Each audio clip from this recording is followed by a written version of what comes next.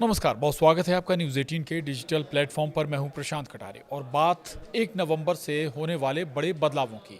Bank account और locker के नियम ही नहीं बल्कि आधार कार्ड से जुड़े नियमों में भी बदलाव होने जा रहे हैं। पेंशन भोगियों से जुड़ी बड़ी जानकारी भी होगी आज, तो विस्तार से बताते हैं आपको। दरअसल 1 नवंबर से बदल रहे हैं फाइनेंशियल रूल्स।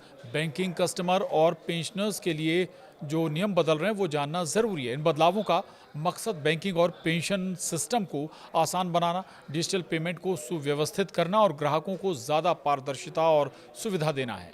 नवंबर का महीना आम ग्राहकों और वित्तीय संस्थानों दोनों के लिए काफ़ी व्यस्त रहने वाला है। बैंक अकाउंट और लॉकर के नियमों में बदलाव होने जा रहा है। दरअसल 1 नवंबर 2025 से बैंक अपने डिपॉजिट अकाउंट, सेफ्टी लॉकर और सेफ कस्टडी में रखी चीज़ों के लिए नए नॉमिनेशन नियम लागू करेंगे। वित्त मंत्रालय ने बताया है कि बैंकिंग लॉ अमेंडमेंट एक्ट 2025 की धारा 10 से 13 के प्रावधान इसी तारीख से प्रभावित होंगे। अब ग्राहक अपने खाते के लिए 4 तक नामांकित व्यक्ति नॉमिनी तय कर सकेंगे। वे चाहें तो सभी को एक साथ नॉमिनेट कर सकते हैं या फिर ये भी तय कर सकते हैं कि ज़रूरत पड़ने पर किस क्रम में नामांकित व्यक्ति को राशि मिले। इससे विवाद और क्लेम में होने वाली देरी को रोकने में मदद मिलेगी। इसके अलावा जो एक और बड़ा बदलाव होने जा रहा है, एसबीआई कार्ड फीस या कहें तो एसबीआई कार्ड की फीस में बड़ा बदलाव होने जा रहा है।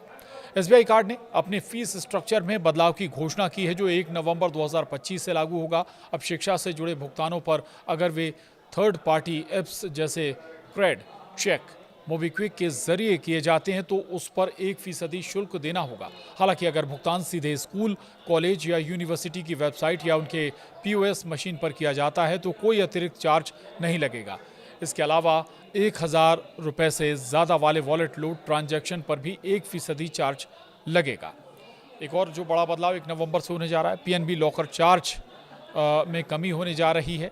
पंजाब नेशनल बैंक पीएनबी ने 16 अक्टूबर 2025 को जारी नोटिस में बताया कि उसने अपने लॉकर रेंट किराया चार्ज कम कर दिए हैं। नए रेट बैंक की वेबसाइट पर प्रकाशित होने के 30 दिन बाद से लागू होंगे। ये कटौती सभी आकार और क्षेत्रों के लॉकरों पर लागू होगी। और अब पेंशन भोगियों के लिए जो नई जानकारी है वो भी जान लीजिए। पेंशन भोगियों को जीवन प्रमाण पत्र जमा करने की आखिरी तारीख भी आ गई है। दरअसल सभी केंद्र और राज्य सरकार के पेंशन भोगियों को 1 नवंबर से 30 नवंबर 2025 के बीच अपना वार्षिक जीवन प्रमाण पत्र जमा कराना होगा ताकि पेंशन में कोई रुकावट ना आए। 80 वर्ष या उससे अधिक उम्र के पेंशनर्स को पहले ही 1 अक्टूबर से प्रमाण पत्र जमा करने की अनुमति दी जा चुकी है। और आधार कार्ड से जुड़े जो बड़े बदलाव वो भी बता दें। 1 नवंबर से आधार कार्ड से जुड़े भी बड़े बदलाव होने जा रहे हैं। 1 नवंबर 2025 से आधार अपडेट, आधार पैन लिंकिंग से जुड़े बड़े बदलाव होने वाले हैं। इसके अलावा अब आपको आधार में अपनी जानकारी अपडेट करने के लिए नामांकन केंद्र जाने की ज़रूरत नहीं होगी।